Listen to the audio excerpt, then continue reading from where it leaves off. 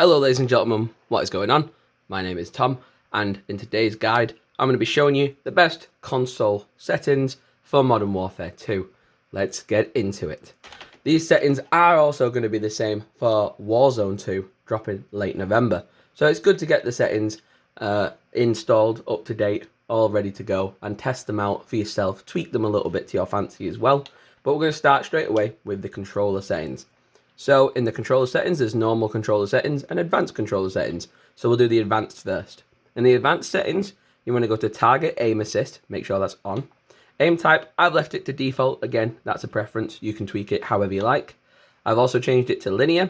This is going to feel weird when you first make this change from the default standard setting, but it will help your gunplay and you will feel a lot more free in your movement, and it'll help you have more control over where your gun goes and where your player moves. It's just going to make your gameplay feel smoother, and it will be a bit tricky, like I say, when you first make that change. Don't be tempted to go back and change it. Keep it linear, because I promise you, if you get good playing linear, you're going to be good in every single gunfight.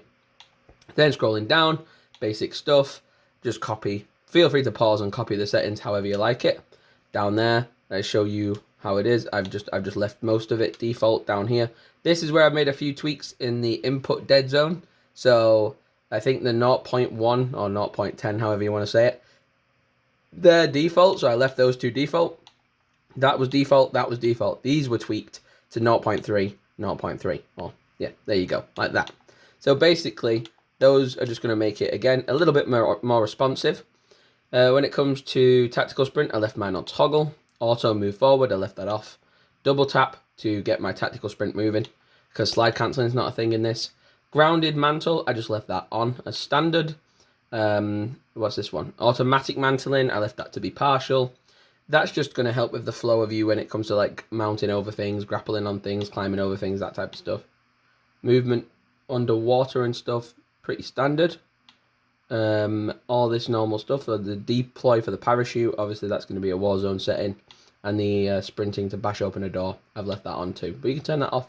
Like I say, most of these are tweaks and sort of finding what you're most comfortable with, but this is the sort of go-to guide at the moment for controller settings.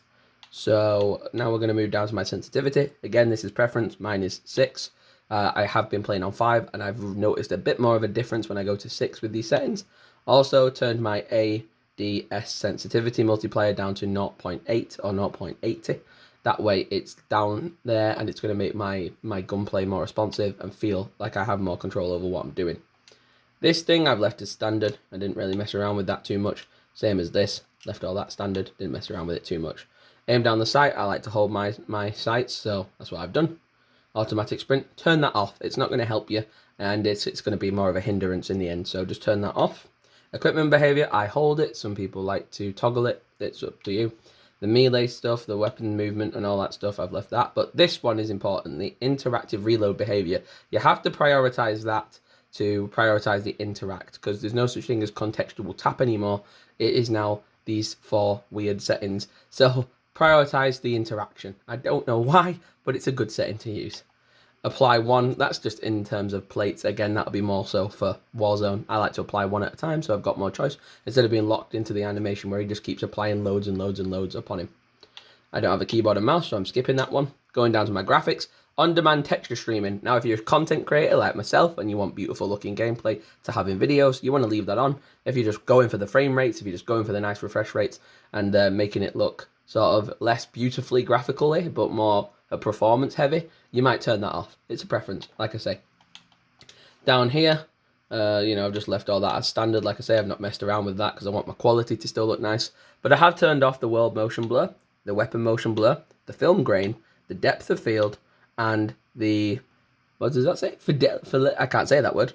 I have dyslexia. I turned that off because that wasn't necessary, and I turned it down to 1 because that's the lowest we can have it.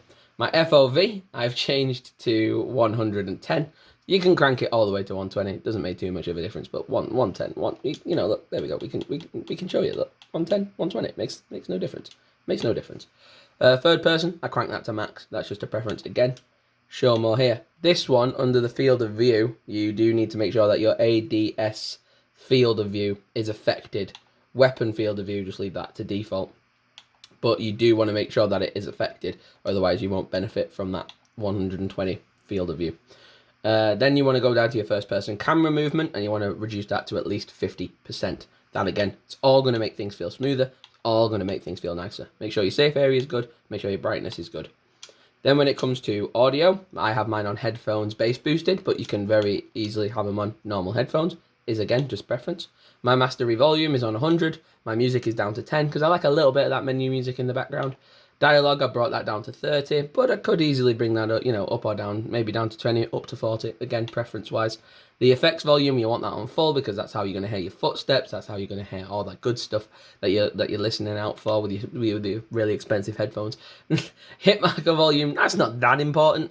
You can lower that down to, say, like your 30s, your 20s. Mono, I leave that off because audio is split between the left and the right ear channels to provide directional sound. I might turn that on, mono, maybe. Left and right channels are merged. So you can either hear, okay, I guess it depends what you want to do with that one. I guess if you want a different sort of play style, you can have that on, or you can have it off. It's up to you. I might try that on and see how I feel. The subtitles and all that, I left them on default.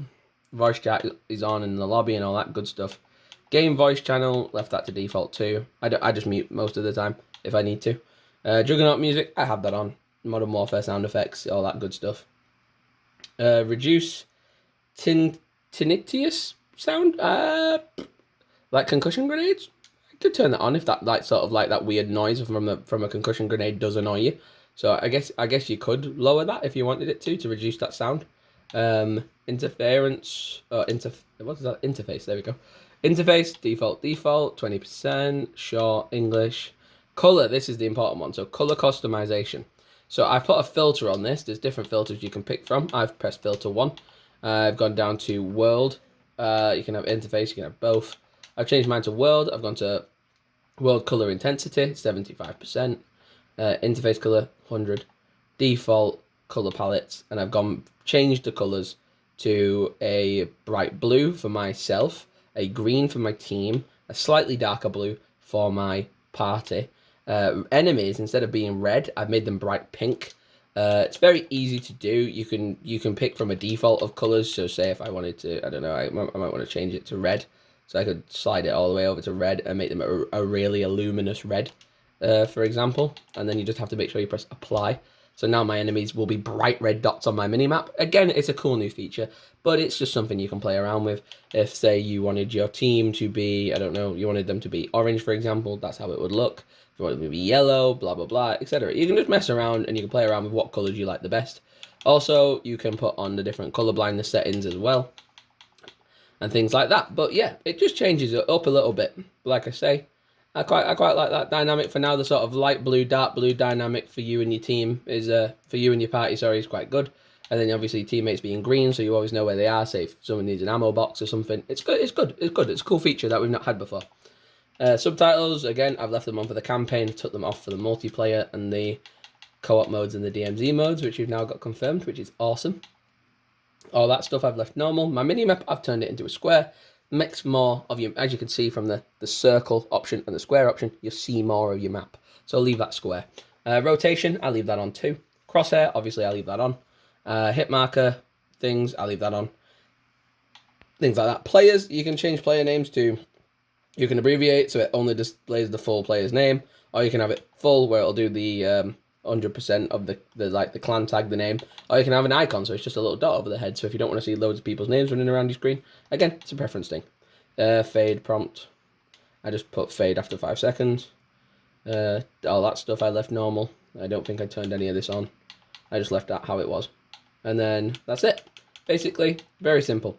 And if at any moment you want to change something, so say for example, if I wanted to quickly change my FOV, I can go to this search bar, type in F, and I can type in FOV, and I can search it up, and there's my field of view setting. So I don't have to go around looking for everything. So say you're like, oh, I want to change the color, you just type in your color, and then you can go and you can search around and do all that good stuff. So look, it's pretty cool. It's pretty cool. I think it's a different one for color setting. I think it's graphics or something. So let's go for graphics. Graphics. I don't know. Maybe you have to find the name of what you're looking for.